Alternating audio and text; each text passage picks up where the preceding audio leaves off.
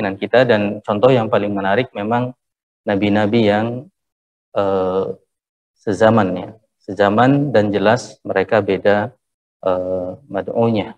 Ya. Meskipun ada nabi-nabi yang juga sezaman, tapi mereka terbatas, tapi pada kaum yang sama. Ya. Misalnya Nabi Musa dan Nabi Harun, mereka pada kaum yang sama, tetapi mungkin tidak terlalu jelas menunjukkan bahwa mereka terbatas, karena wilayah kerjanya hanya disebutkan dalam sejarahnya pada kaum mereka, ya. Sehingga ada kesan jangan-jangan kaumnya itu termasuk semua umat manusia. Tetapi contoh Nabi Ibrahim dan Nabi Lut, yang keduanya juga secara kerabat berhubungan, ya. Ini menunjukkan berbedanya Nabi kita Muhammad SAW dengan para nabi sebelumnya. Dan tentu di antara keyakinan, ya, iman kita kepada para nabi, bahwa nabi itu banyak sekali, ya. Banyak sekali, dan jumlahnya kita tidak tahu, hanya yang disebutkan secara eksplisit dalam Al-Quran maupun hadis, itu yang kita imani secara eksplisit. Tetapi ada nabi-nabi yang tidak disebutkan, ya.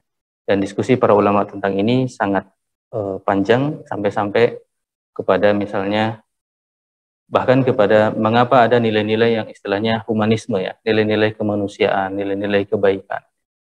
Sebagian menyimpulkan bahwa itu memang di antara warisan ajaran-ajaran para nabi yang diajarkan ke umat-umat mereka, ya. Dan kita dapati sisa-sisanya, ya. Kok bisa misalnya nabi itu hilang asarnya? Misalnya ada yang tidak percaya, emang bisa nabi itu kok nggak kelihatan, misalnya nabi katakanlah di Indian itu suku asli Amerika misalnya, apa benar kok nggak kelihatan bekas-bekasnya, meskipun sebagian kadang menyajikan data bekas-bekas.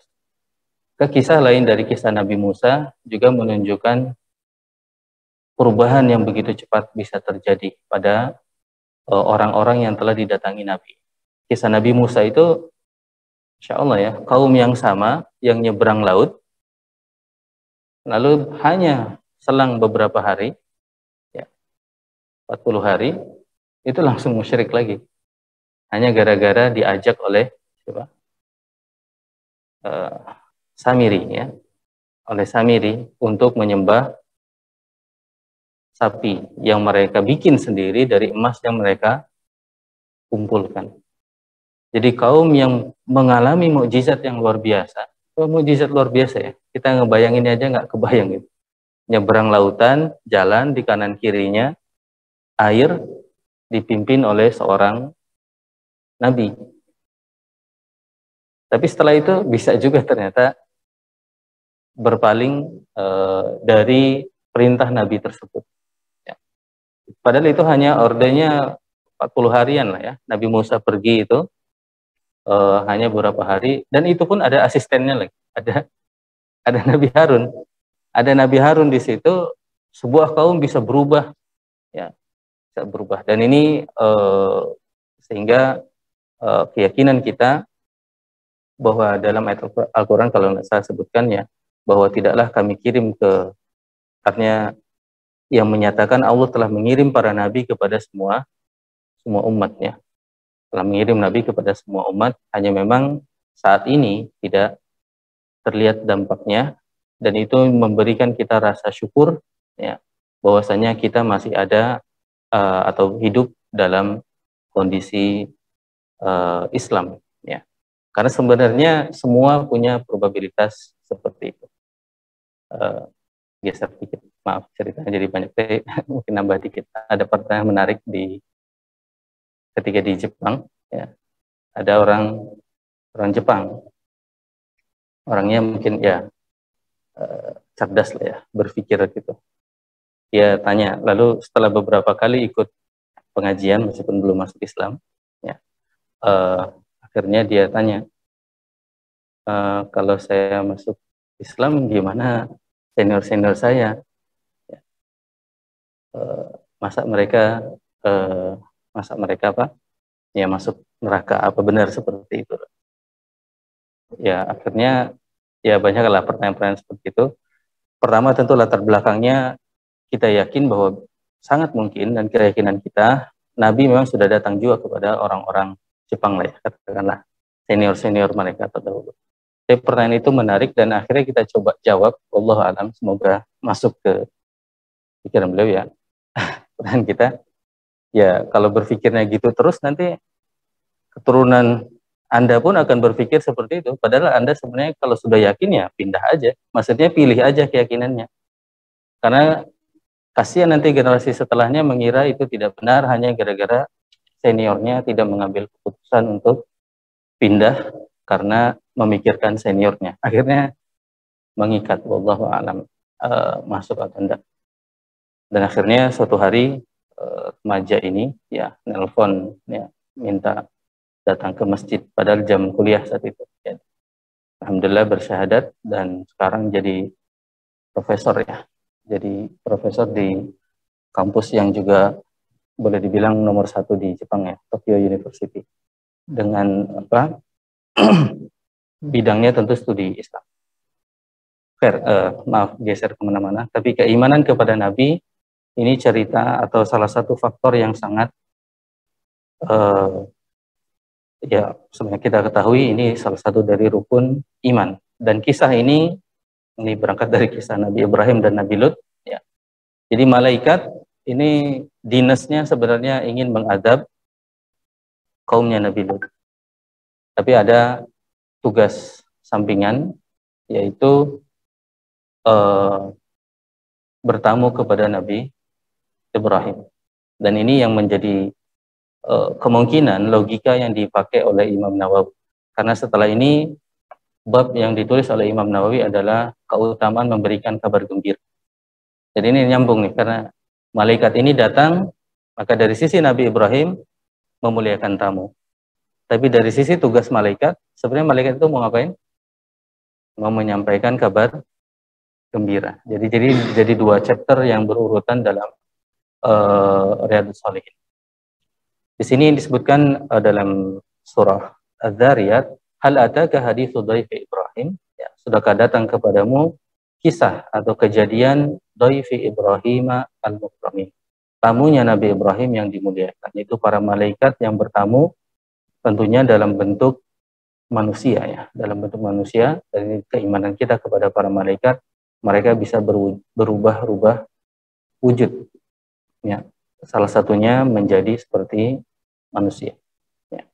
Dan dalam sejarah Nabi kita Muhammad SAW, dalam sirah Nabi kita SAW, beberapa kali beliau melihat malaikat dalam atau berinteraksi dengan malaikat dalam wujud manusia. Dan beliau SAW juga beberapa kali melihat malaikat Nabi Jibril, malaikat Jibril dalam sosok yang aslinya ya.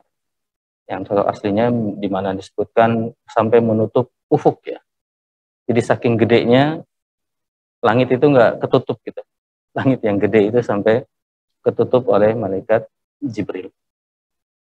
Iddakhalu alaihi faqalu salama. Ketika para malaikat itu masuk dan mereka mengatakan salam, artinya mereka mengucapkan salam ya. Dan Nabi Ibrahim salam qala salamun.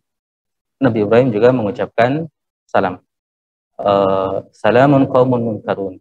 Selamat datang atau salam kebaikan bagi kalian qaumun munkarun, kaum yang di sini beberapa tafsiran. Pertama ghairu ma'rufin, kaum yang tidak dikenal, atau juga Nabi Ibrahim bisa jadi mendapatkan wahyu bahwa ini malaikat yang ditolak di sebelah ya, di kaumnya Nabi Nuh. Pelajaran sini faragha ila ahlihi faja'a bi'ijlin samin. Ini sunnah Nabi Ibrahim, bapaknya para nabi. Ketika ada tamu langsung faragha ila ahlihi faja'a bi'ijlin samin. Beliau masuk ke ahlihi, ke keluarganya ya, faja'a bi'ijlin samin. Kemudian datang dengan sembelihan yang gemuk. Dan ini tradisi yang luar biasa. Kita tidak mengalami itu ya, tapi kita tahu dari bapak dan kakek kita, kalau dulu itu orang bertamu ya sembelih langsung di situ ya. Jadi ayam sembelih, untuk tamu dan lain sebagainya. Kalau sekarang kan banyak instan ya. Jadi kalau dulu sembelih. Jadi ini faja'a bi ijlin samin itu ya memang nyembelih. Jadi sebenarnya ada waktu tunggu ini, nggak langsung datang gitu ya.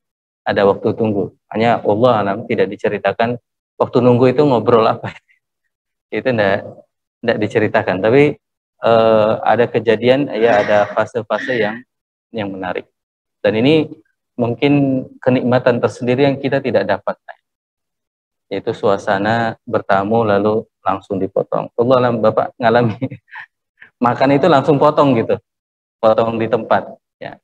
Jadi bertamu langsung potong ya.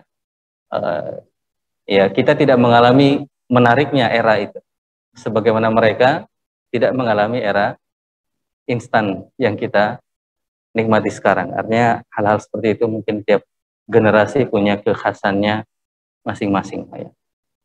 Tapi di beberapa kadang kalau kita ke daerah sekarang kadang tapi saya hanya dengar cerita sih, bertamu lalu ya betul-betul disembelihkan ayamnya, lalu mereka proses masak dan langsung jadi gitu ya. Yang paling gampang mungkin lele ya, kalau lele gampang dari hidup langsung itu lalu dimasak itu langsung jadi. Tapi ini hewan sembelihan ya, jadi masya Allah effortnya, usahanya itu luar biasa ya. Dan begitupun para sahabat ya, di antara beberapa kejadian para sahabat itu pernah ini tentang effort memuliakan tamu juga. Ketika suatu saat Nabi kita SAW itu tidak ada makanan, lalu siang hari beliau keluar ya. Dan ini aneh di zaman Nabi kita SAW, orang keluar siang hari ketika terik itu sesuatu yang aneh. Ini berarti ada masalah, kok keluar gitu ya. Abu Bakar juga keluar, Umar juga keluar, ternyata tidak ada makanan siang itu ya. Mereka keluar, akhirnya ada sahabat yang pulang dari bekerja ya, pulang mungkin dari berburu dan lain sebagainya ya, langsung ngerti, oh ini berarti tidak ada makanan ini. Langsung diajak ke rumahnya dan juga menyembelih. Jadi sembelih kambing yang ada di rumahnya ya. Jadi itu usaha-usaha yang tidak semudah kita bayangkan ya, menyembelih dan lain sebagainya. Jelas Nabi Ibrahim kembali ke keluarganya, faja'a bi ijlin samin ya, lalu faqarrabahu ilaihi, dan mendekatkan kepada para tamu. Jadi menyediakan dan apa ya, membuat para tamu itu enak untuk menikmati sajian tersebut. Jadi ini dua poin yang menarik, menyediakan dan mengkondisikan agar tamu itu tidak malu untuk memakannya. Nah, Bapak bisa masak tapi nggak dideketin tamunya, serba salah ya. Oh, ini gimana sih dimasak tapi kayaknya lebih dekat ke si tuan rumah gitu. Jadi tamunya sungkan juga mau mengambil, atau bahkan tidak dipersilahkan, tidak dikondisikan tamu itu untuk tidak malu mengambil sajian tersebut ya. Jadi faja'a bi ijlin samin, ini satu, dan lebih jauh faqarrabahu ilaihi, didekatkan secara tindakan ya, ada secara tindakan, dan juga berkata qala ala ta'kulun ya, silahkan dimakan. Artinya ada adab yang sifatnya action dan juga ada perkataan, dan ini menjadi sempurna ya. Faja'a bi ijlin samin faqarrabahu ilaihim, kemudian menawarkan dengan baik ya. Ini kisah Nabi Ibrahim. Juga kisah lain yaitu kisah malaikat yang mendatangi Nabi Lut ya. Juga sama ya, yang jelas Nabi Lut itu sampai membela keselamatan dari para tamunya tersebut. Hadis yang disampaikan oleh Imam Nawawi di sini juga hadis yang masyhur, an Abi Hurairah radhiyallahu anhu, anna Nabiy sallallahu alaihi wasallam qala, man kana yu'minu billahi wal yawmil akhir falyukrim dhaifahu. Barang siapa yang beriman kepada Allah dan beriman kepada hari akhir, falyukrim dhaifahu, hendaknya dia memuliakan tamunya. Jadi kalau beriman kepada Allah, beriman kepada hari akhir, maka di antara tandanya adalah dia memuliakan tamu. Tanda yang kedua dalam hadis ini, falyasil rahimahu, hendaklah dia menyambung silaturahim. Jadi menyambung silaturahim itu di antara tanda iman kepada Allah dan iman kepada hari akhir. Ya, atau dalam sisi lain, seseorang hendaknya dia menyambung tali silaturahim karena memang dia ingin ya menunjukkan kepada Allah SWT imannya kepada Allah dan imannya kepada hari akhir. Dia ingin mempunyai bekal dekat dengan Allah dan mempunyai bekal selamat di hari akhir. Maka dia yasil rahimah. Dia menyambung silaturahim. Ya. Dan dalam hadis sebelumnya kita telah sampai bab silaturahim ya, di bab-bab sebelumnya ada salah satu hadis yang menarik, yaitu laisal wasil bil mukafi. Bukanlah al-wasil. Al-wasil ini agen pemersatu lah ya. Al-wasil. Orang yang menyambung silaturahim bukanlah tidak akan diperoleh oleh orang yang mukafi. Mukafi itu orang yang membalas sesuai apa yang orang kerjakan padanya. Jadi orang baik dia baik. Ya, orang cuek dia cuek juga. Orang judes dia juga, ya udah dia judesin juga. Nah, disebutkan yang begini itu laisal wasil, bukanlah al-wasil, bukanlah orang yang akan bisa diharapkan bisa mengeratkan silaturahim. Ya, tapi justru yang wasil itu yang seperti yang disebutkan dalam banyak nas dan lainnya. Jadi ketika orang cuek ya dia yang memulai. Ketika orang mungkin tidak peduli, dia yang memulai peduli. Bahkan puncaknya ketika pun orang tidak baik, ya, dia tetap berusaha untuk berlaku baik. Ya. Bukan karena orang itu baik, tapi karena di sini ya itu adalah diantara tanda keimanan kepada Allah dan iman kepada hari akhir. Dan tanda yang ketiga ini juga masyhur adalah falyakul khairan aw liyasmut. Hendaklah berkata baik atau dia diam. Ya. Ini hadis yang juga masyhur. Hadis kedua dari Abu Shuraih Al-Khuwailid ibn Amr Al-Khuzai. Beliau menyebutkan sami itu Rasulullah SAW. Saya mendengar Rasulullah SAW bersabda. Ya, awalnya mirip, man kana yu'minu billahi wal yawmil akhir fal yukrim dhaifahu. Ininya sama, tapi ada tambahan jaizatahu, jaizahnya. Ya. Hendaklah dia muliakan dengan memberikan jaizahnya. Maka para sahabat bertanya, wa ma jaizatuhu ya Rasulullah? Apa jaizahnya itu ya Rasulullah? Maka para sahabat, maka Nabi kita menjelaskan, yaumuhu lailatuhu, yaumuhu wa lailatuhu. Jadi hak tamu itu yaumuhu wa lailatuhu. Jadi sehari semalam. Jadi memuliakannya itu sehari semalam. Wadiyafatu salasatu ayyamin. Dan bertamu itu haknya 3 hari. Insyaallah ya, 3 hari. Famakana wara'a dzalik fahuwa, dan yang lebih dari itu maka itu sedekah tambahan. Insyaallah ya, ini menarik juga ini. Jadi hak tamu itu yang paling utama dia full untuk memberikan yang terbaik kepada tamunya yaumuhu wa lailat, sehari semalam. Ya.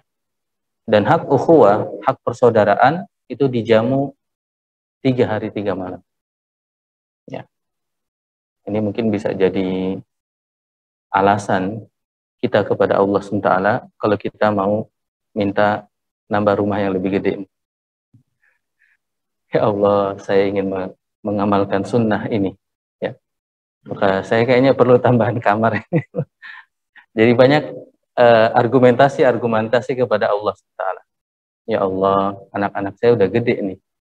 Dan sunnahnya kamar itu masing-masing misalnya. Minta dong.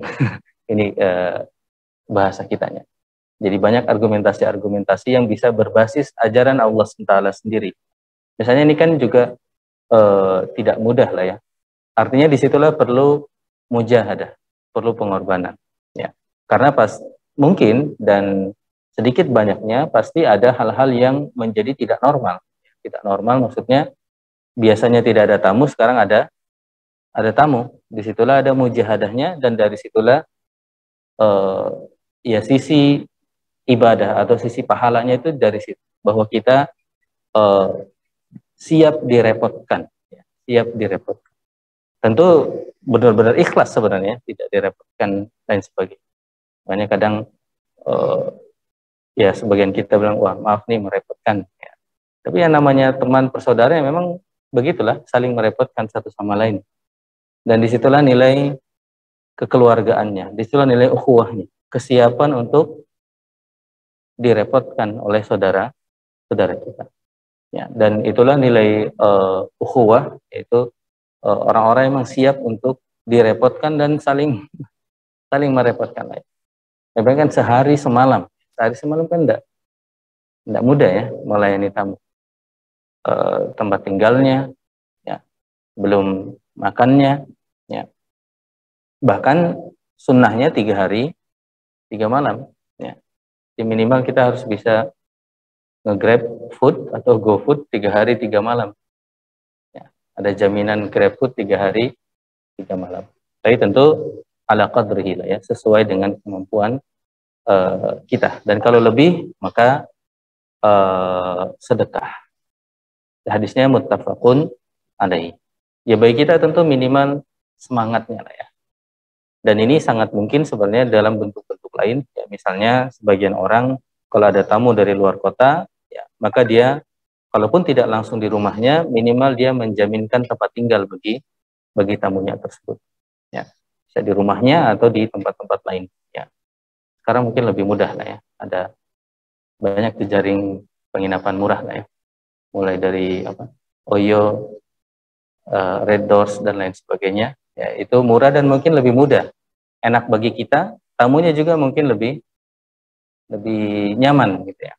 Artinya banyak cara-cara untuk memuliakan tamu, tentunya sesuai dengan kemampuan kita ya. Tidak memberatkan, artinya tidak memberatkan dalam artian mungkin berat tetapi masih bisa dalam kemampuan kita.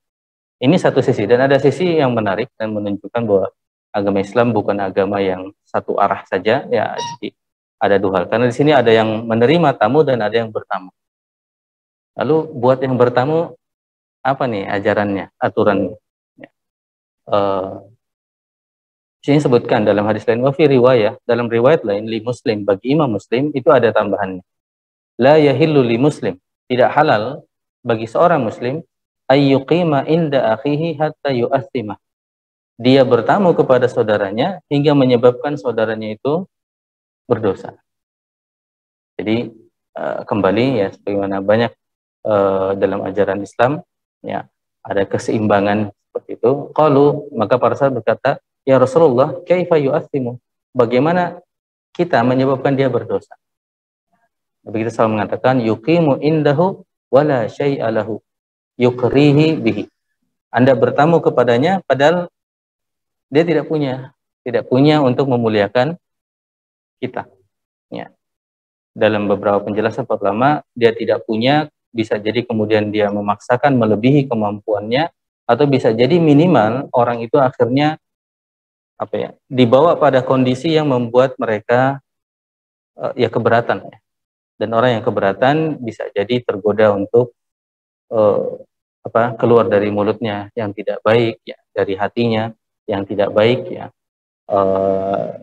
Artinya ada keseimbangan di sini. Kita perlu memperhatikannya. Sehingga di sisi lain ada juga sunnah ketika kita berziarah itu ya bawa makanan.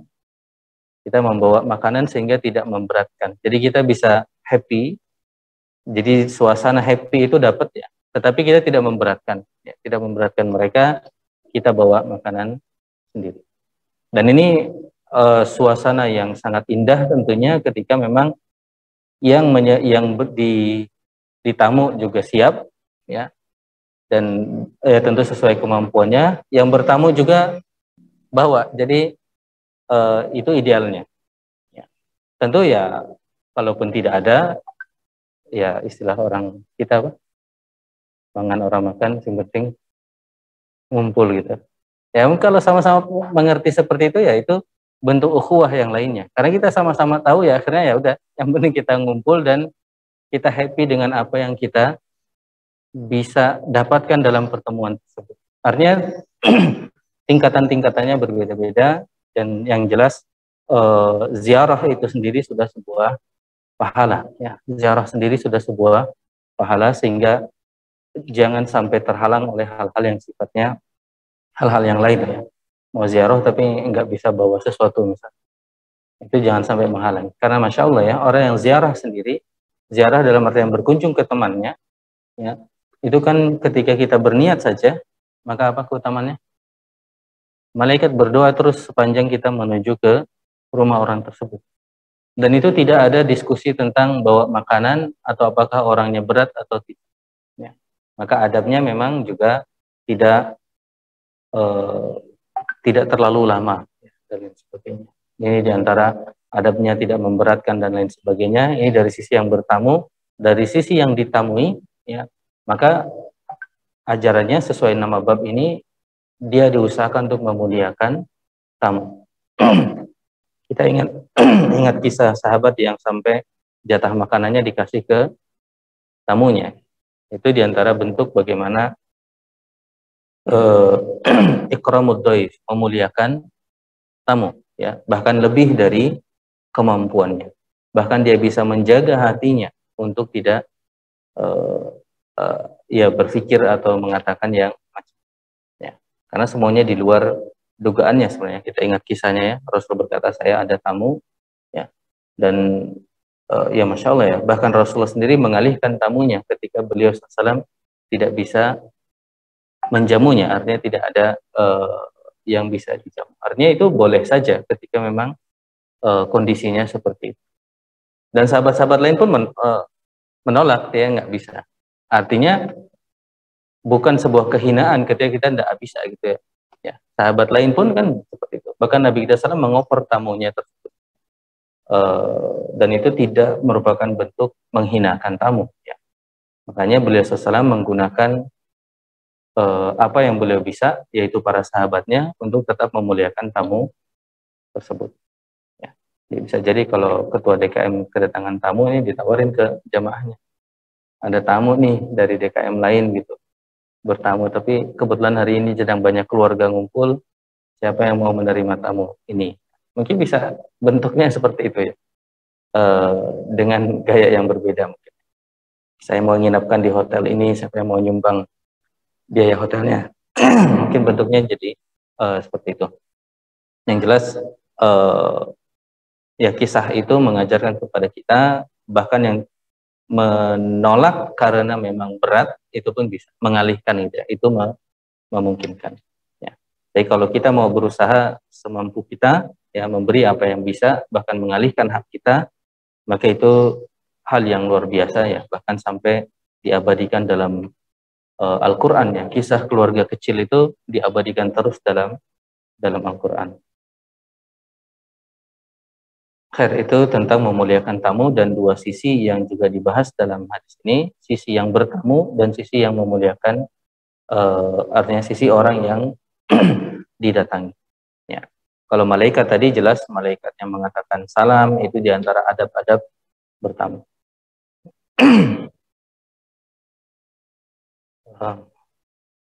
Kita lanjut dengan bab 95. Jadi bab bertamu, dua ayat dan dua hadis seperti tadi.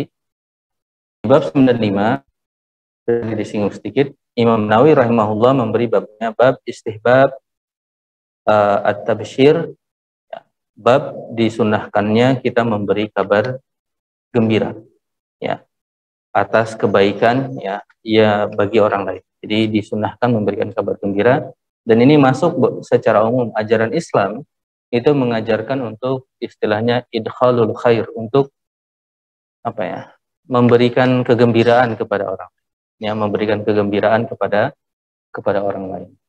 Ya. Maka nanti apakah berarti profesi pelawak itu profesi yang baik? Ya. Karena idkhalus surur, ya, memberikan kegembiraan kepada orang lain. Maka jawabannya selama batasannya tidak dilewati. Ya. Selama tentu yang dibicarakan bukan hal-hal yang jorok, ya, dan yang dibicarakan juga tidak ada kedustaan. Jadi itu dua batasan yang mungkin agak berat, ya, mungkin agak berat. Bukan hal-hal yang tidak baik tentunya kontennya, dan juga bukan hal-hal yang diada-adakan.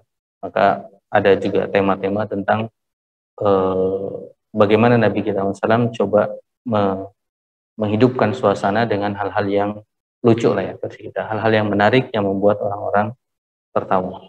Di sini sebutkan fabasyir ibad, berilah kabar gembira kepada hambaku alladzina yastami'una al-qaula fayattabi'una ahsanah. Berilah kabar gembira kepada hambaku yang mendengarkan perkataan wa yattabi'una ahsanah. Dia mendengarkan perkataan, di sini dalam tafsirnya Al-Qur'an dan hadis, yang utama tentunya turun-turunannya fayattabi'una ahsanah, dan dia mengikuti dengan baik ya. Dan dalam banyak di sini disebutkan tentang kabar-kabar gembira yang disebutkan dalam ayat-ayat Al-Quran. Termasuk tadi kisah Nabi Ibrahim, fabasyarnahu bighulamin halim. Para malaikat itu mengabarkan kepada Nabi Ibrahim tentang seorang anak ya, yang disebutkan bighulamin halim. Ya. Di sini Syekh Mustafa Dib Al-Bugha menyebutkan dua tafsir ya, kemungkinan apakah itu Nabi Ismail atau Nabi Ishak. Jadi ada dua kemungkinan itu tentang bighulamin halim. Yang jelas para malaikat tadi ya, insyaallah ini diantara keutamaan memberi kabar gembira sampai sempat-sempatnya gitu ya, bertamu kepada Nabi Ibrahim dengan satu misi memberi kabar gembira. Fabasyarnahu bighulamin halim ya, memberi kabar gembira, jadi tidak diwahyukan langsung. Sebenarnya kalau bisa kan Allah mudah mewahyukan kepada Nabi Ibrahim. Jadi di antara hikmahnya mengajarkan kepada kita pentingnya kabar gembira, menyampaikan kabar gembira. Sehingga bisa jadi biasanya kita tidak menyampaikan kabar gembira karena apa? Karena nanti juga tahu. Nggak usah, nanti juga tahu. Nah, justru peluang kita memberikan basyirah, kabar gembira, itu bentuk bentuk suatu hal yang disunahkan. Karena di sini para malaikat Allah takdirkan itu belok ya, belok dulu sebelum tugasnya ke kaum Nabi Lut untuk memberikan kabar gembira. Jadi kita boleh memberikan, bahkan disunnahkan memberikan kabar gembira. Ya. Bisa memberikan kabar gembira atau kita tahniyah, ya artinya memberi selamat, ya. Memberi selamat atas kebaikan yang diperoleh oleh orang tersebut. Itu juga sama idkhalu asyurur, ya, memasukkan kegembiraan kepada saudara kita. Hadisnya di sini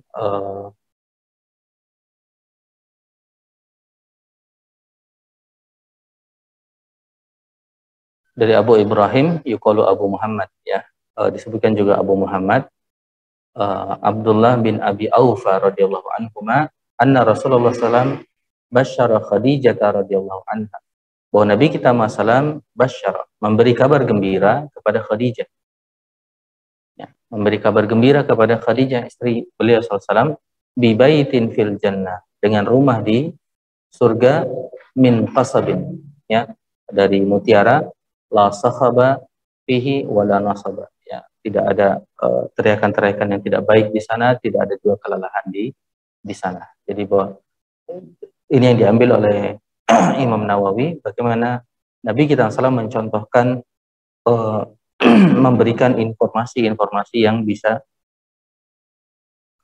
menyebabkan kebahagiaan bagi orang lain, khususnya di sini istri beliau sallallahu alaihi wasallam ya, Khadijah radhiyallahu anha.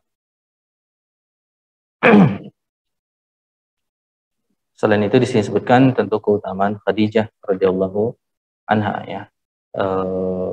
Dan Nabi kita SAW menyebutkan dalam hadis ini keutamaan Khadijah yang juga luar biasa ya. Ketika orang lain tidak beriman kepadaku, Khadijah lah yang pertama beriman. Ketika orang lain menolak, Khadijah lah yang membiayai atau menjamin ya kehidupan Nabi kita Muhammad sallallahu alaihi wasallam.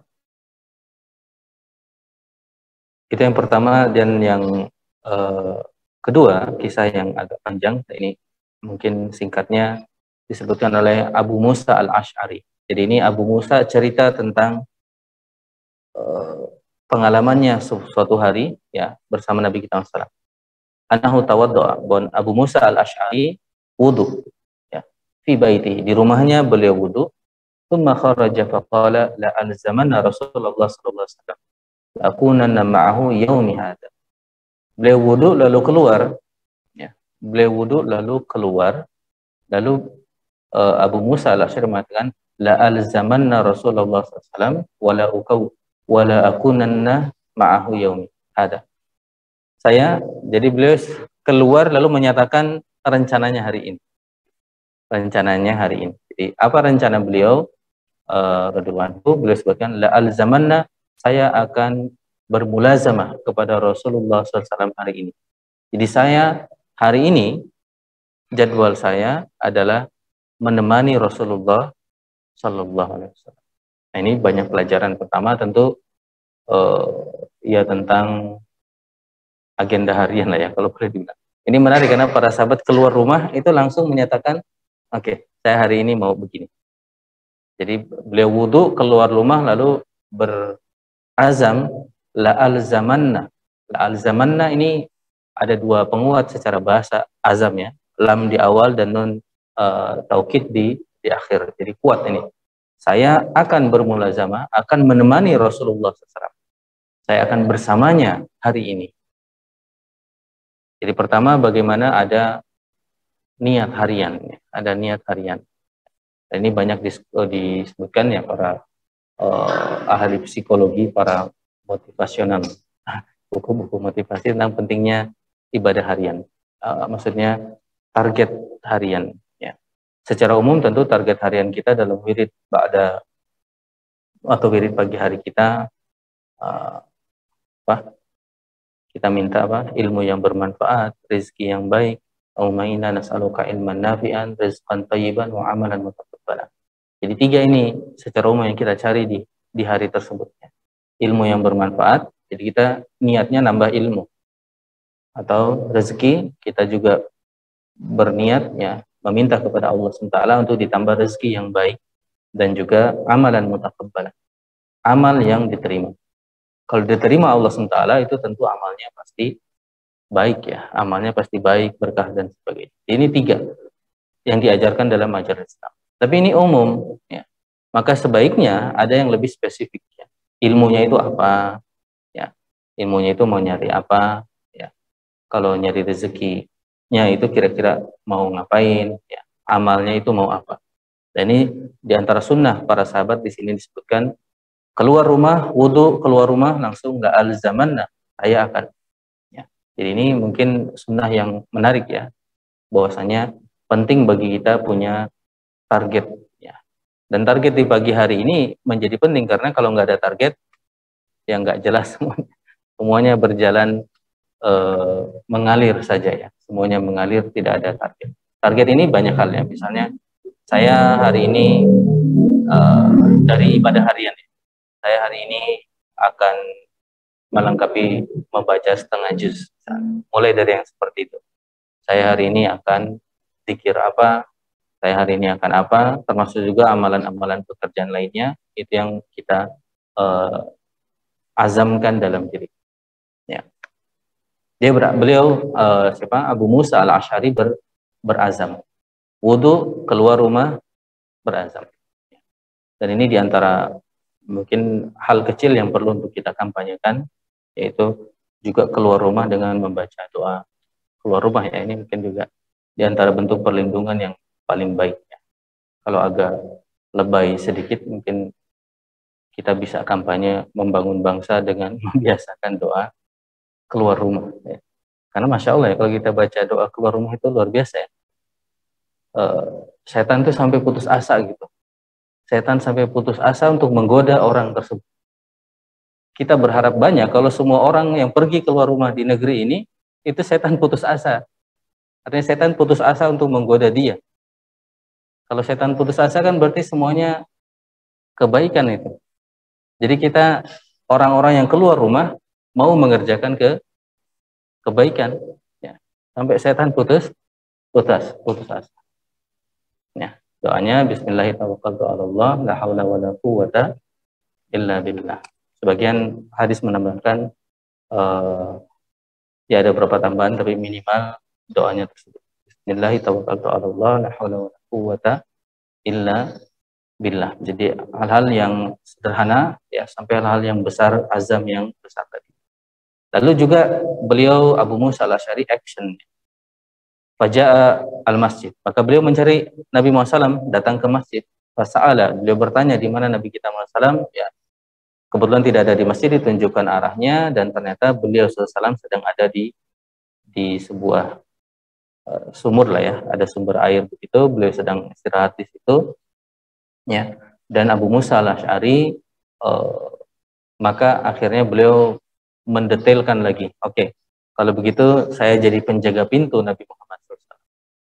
Jadi tadi azamnya akan menemani Nabi Muhammad SAW, ternyata beliau sedang santai lah ya saat itu, ya sedang ada di kayak sumber mata air begitu, lalu beliau memasukkan kakinya, beliau mengangkat betisnya, memasukkan kakinya. Beliau sedang santai, dan pada kondisi itu maka Abu Musa al-Asy'ari apa ya? Ini juga menarik. Beliau mencari perannya. Wah, kalau begini apa nih peran saya menemani Nabi kita SAW? Maka beliau di sini ikhtilaf para ulama mengatakan apakah keputusan itu dari Abu Musa atau memang perintah dari Nabi Muhammad.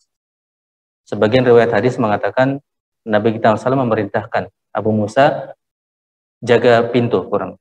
Meskipun tentu tidak seperti pintu sekarang ya, tapi di zaman itu tetap ada pintunya lah. Orang datang itu jelas akan datang dari daerah situ, maka dijaga oleh Abu Musa. Maka azam Abu Musa tadi secara prakteknya lebih detail menjadi penjaga pintunya Nabi Muhammad Sallallahu Alaihi Wasallam. Nah, ini juga menarik ya, bagaimana azam yang umum tadi fleksibel ya, sesuai dengan suasana. Tadinya mau nemani, ternyata ya, oh ternyata yang terjadi adalah beliau menjadi penjaga pintu Nabi Muhammad Sallallahu Alaihi Wasallam. Nah, disitulah datang Abu Bakar, datang Umar, datang Utsman, datang Abu Bakar, datang Umar, datang Utsman, dan semuanya harus lewat di penjaga pintu ini. Nah, disitulah kerjanya Abu Musa al-Asy'ari hari itu ya. Kalau tadi doanya apa? Amalan mutakabbalan, itulah amalnya Abu Musa al-Asy'ari hari itu. Masya Allah ya, amalan yang sampai didengar sampai saat ini. Abu Musa 1400 tahun yang lalu, amalannya diceritakan hari ini di dunia. Kita kan hanya salah satu kelompok kecil yang membacakan kisah ini. Dan buku Riyadhus Shalihin dibaca menyebar di seluruh. Ini satu hal yang membuat menarik ya. Kok bisa sebuah amalan itu abadi seperti itu? Abadi itu sampai dikenal terus ya. Sebuah amalan yang berawal dari tadi wudhu di rumahnya, lalu berazam, sampai dikenal sampai sekarang. Padahal tugasnya apa? Menjaga, ya bukan padahal ya. Tugasnya menjaga pintu Nabi kita SAW yang sedang rehat. Jadi bukan juga tindakan yang strategis, Nabi SAW sedang mengatur perang dan lain sebagainya. Tidak seperti itu. Tapi sedang istirahat lah. Ini mungkin fase-fase santai Nabi kita Muhammad Sallallahu Alaihi Wasallam. Detailnya di antara pelajarannya adalah Abu Bakar masuk, ya Abu Bakar masuk, dan Allah alam ini saya pun belum detailnya karena gimana kejadiannya. Karena Abu Bakar masuk, salam, lalu Abu Musa ini bertanya siapa? Ya, terus terang, saya berarti belum ada gambaran pintunya seperti apa ya, kok nggak kelihatan juga yang masuk itu siapa. Mungkin apakah memang pepohonan atau segala, atau memang jadi pintu itu betul-betul nggak bisa ngelihat yang sana, nggak bisa ngelihat ke dalam. Yang penjaga pintu pun sampai harus nanya gitu, siapa? Maka Abu Bakar mengatakan Abu Bakar. Dan ini diantara adab bertamu, yaitu menyebutkan nama secara langsung. Jadi bukan adabnya ya, misalnya saya bertamu ke rumah Arya, karena udah kenal, siapa? Saya. Siapa? Saya siapa? Saya itu siapa? Artinya dalam banyak kejadian di atas Abu Bakar ya langsung ngomong Abu Bakar gitu. Padahal mungkin suara yang khas dari Abu Bakar, suara yang khas dari Umar, suara khas dari Utsman itu sudah cukup gitu. Dan sini yang menarik ya, sebagian ulama menyebutkannya ada sisi takabur di situ. Orang tuh nggak nyebut namanya, cukup saya gitu. Siapa ini? Jadi kesannya orang tuh kenal dengan suaranya. Dia, oh ini masa nggak kenal saya? Siapa? Saya. Makin keras, saya. Ya saya siapa? Dan dalam kisah lain Nabi kita SAW pun ketika bertamu menyebut juga namanya Muhammad. Ya. Beliau langsung sebut nama, dan nama beliau dia tidak sebut Rasulullah atau gelar lainnya. Beliau nyebut namanya. Itu sunnah lainnya. Ya, dan ini terjadi dalam banyak kejadian mulai Nabi kita Muhammad SAW, di sini para sahabat, dan juga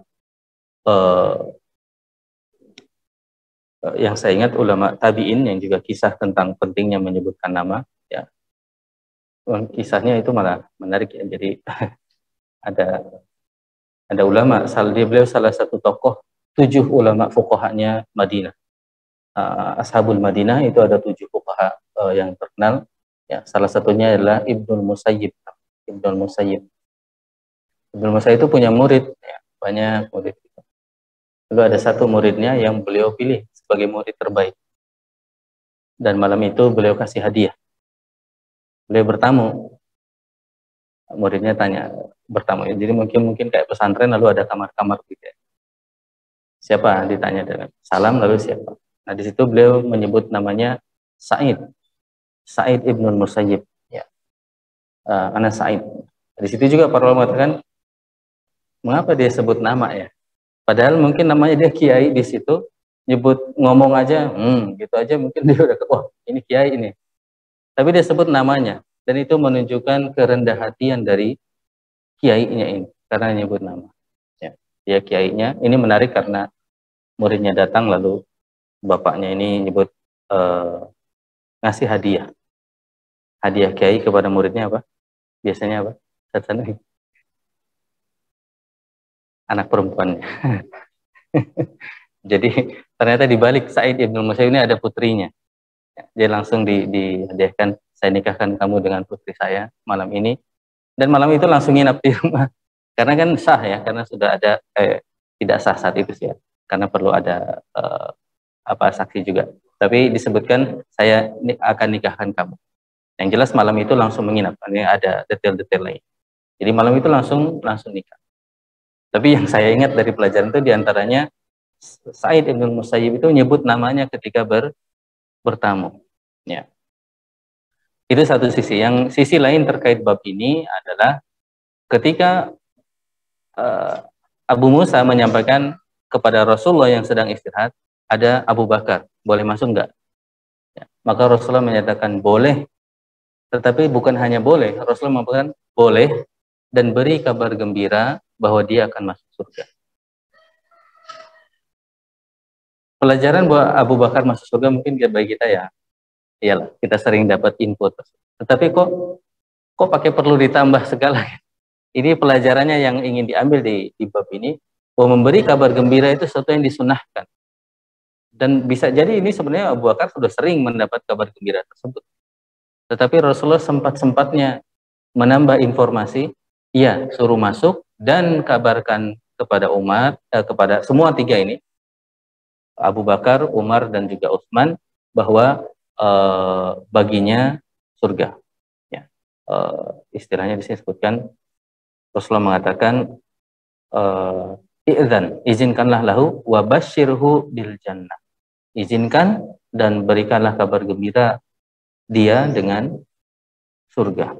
Masya Allah ya, bonus ini bertamu lalu langsung dapat kabar surga dari Rasulullah SAW. Ini terjadi kepada Abu Bakar dan juga terjadi kepada Umar. Lalu Abu Bakar masuk dan duduk di sebelah mana? Sebelah kanan Nabi kita Muhammad SAW. Lalu datang Umar dengan kisah yang sama, lalu duduk di sebelah kiri Nabi Muhammad Sallallahu Alaihi Wasallam. Ya. Dan itu ditakwil oleh, kebetulan di sini Sa'id bin Musayyib juga mentakwil, itulah posisi makam saat ini ya.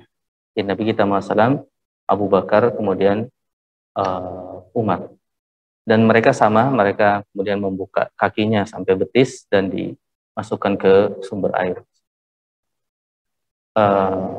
Yang menarik yang ketiga Utsman. Utsman juga sama dikabarkan, tetapi disebutkan di sini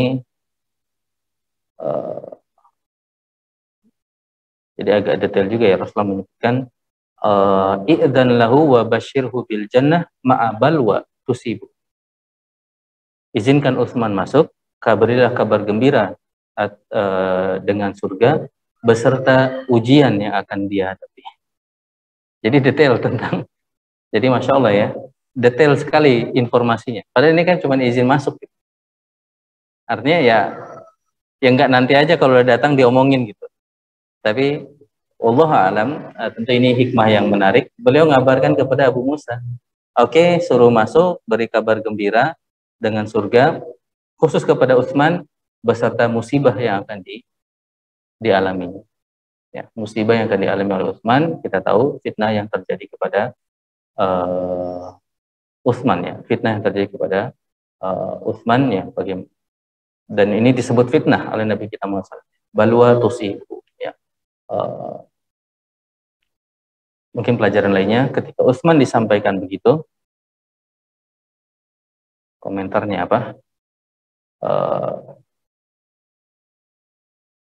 Dalam riwayat lain disebutkan anna Utsman hina basyarahu hamidallah. Beliau memuji Allah SWT karena dikabarkan masuk surga. Tsumma qala, kemudian Utsman mengatakan Allahul musta'an. Ini mungkin mungkin Bapak sering dengar ya, para ustadz kita mengucapkan Allahul musta'an pada posisi-posisi yang mirip dengan a'udzubillah. A'udzubillah itu kita berlindung kepada Allah SWT. Allahul musta'an itu kita meyakinkan Allah lah tempat meminta pertolongan. Jadi statement-statement Allahul musta'an ini diantaranya Utsman ketika dikabari itu, Utsman mengatakan Allahul musta'an. Allah lah tempat meminta pertolongan. Dan Umar ternyata tidak dikabari musibah, padahal Umar juga sama-sama dibunuh kan? Umar sama-sama dibunuh di akhir hayatnya. Tapi ada perbedaan yang mencolok antara terbunuhnya Umar dan terbunuhnya Utsman. Apa perbedaan mencolok? Dan itu disyukuri oleh Umar. Ketika meninggalnya Umar itu bersyukur. Karena ya, yang satu Umar itu dibunuh oleh orang kafir. Jadi ketika mau meninggalnya Umar itu bersyukur. Umar bersyukur bahwa dia meninggal oleh orang yang tidak pernah sujud kepadamu ya. Jadi beliau ditusuk oleh orang yang tidak pernah sujud kepada Allah SWT. Ya. Ya, sama musuh. Ya. Jadi kalau ya penekanannya Umar seperti itu, oleh orang yang tidak pernah sujud kepadamu. Bisa kan, Masya Allah ya, menarik memikirkan pola pikir Umar seperti itu di saat-saat sakaratul maut, bersyukur dan menyebutkan kesyukurannya itu apa? Bahwa beliau ditusuk oleh orang yang tidak, atau dibunuh oleh orang yang tidak pernah sujud kepada Allah. Jadi sisi yang menarik ya, kok mikirnya ke sana, kok bisa ya? Ini hal-hal yang kadang luar biasa, kok bisa seorang Umar tuh mikirnya ke situ ya. Jadi keimanan kepada Allah SWT, kemuliaan orang-orang sujud itu ada di dalam benak pikiran beliau radhiyallahu anhu. Ketika dibunuh, beliau bertanya siapa yang bunuh. Beliau bertanya dulu ya siapa yang bunuh, lalu dikabarkan Abu Lu'lu'ah al-Majusi, orang Majusi. Maka beliau bersyukur, alhamdulillah. Dan mungkin juga ini istilahnya kita coba mempelajari. Mungkin juga bagaimanapun seorang pemimpin seperti Umar takut juga beliau dibunuh oleh temannya sendiri. Mungkin ada kemungkinan itu ya. Sehingga ketika ternyata bukan oleh temannya, oleh sesama muslim setidaknya, itu beliau bersyukur, alhamdulillah ya, bukan orang yang muslim. Dan itu berbeda dengan Utsman. Tentunya kita tidak masuk dalam diskusi tersebut. Allah SWT mengampuni orang-orang yang bersalah, dan namanya manusia tentu tidak luput dari kesalahan. Dan tadi sedikit, Umar itu kira-kira apa, mati di tempat atau radhiyallahu anhu? Kira-kira mati di tempat ya setelah ditusuk? Berapa hari? Jadi Umar itu tahan 3 hari setelah ditusuk. Kisahnya Masya Allah, para sahabat mengatakan Umar selama 3 hari itu selalu keluar darah dari tubuhnya karena ditusuknya. Dan kaum muslimin di 3 hari itu mereka selalu menunduk di jalan itu, berkabung lah ya. Mungkin kayak kaum muslimin berkabung meninggalnya siapa? Eril Khan, Emeril ya. Jadi di jalan itu disebutkan setiap berpapasan mereka mengatakan tidak apa-apa, tidak apa-apa. Jadi mereka selalu berpapasan tidak apa-apa, tidak apa-apa. Insya Allah akan baik. Saling membesarkan hati ya ketika 3 hari menjelang wafatnya Umar. Mungkin itu akhir dari kajian kita hari ini. Semoga bermanfaat, bisa mengambil pelajaran dari kisah Nabi kita Muhammad SAW beserta para sahabatnya, juga beberapa komentar para ulama kita melalui syarah ini. Semoga Allah SWT mengizinkan kita untuk memahaminya dan untuk mengamalkan ilmu dari Nabi kita Muhammad SAW. Tentunya ilmu dari Allah SWT dilanjutkan dan dicontohkan oleh Nabi kita Muhammad SAW, juga diperkuat oleh contoh dari para sahabat radhiyallahu anhum ajma'in. Hadanallahu wa iyyakum ajma'in. Subhanakallahumma wa bihamdik asyhadu an la ilaha illa anta astaghfiruka wa atubu ilaik. Wa akhiru da'wana alhamdulillahi rabbil alamin. Assalamualaikum warahmatullahi wabarakatuh.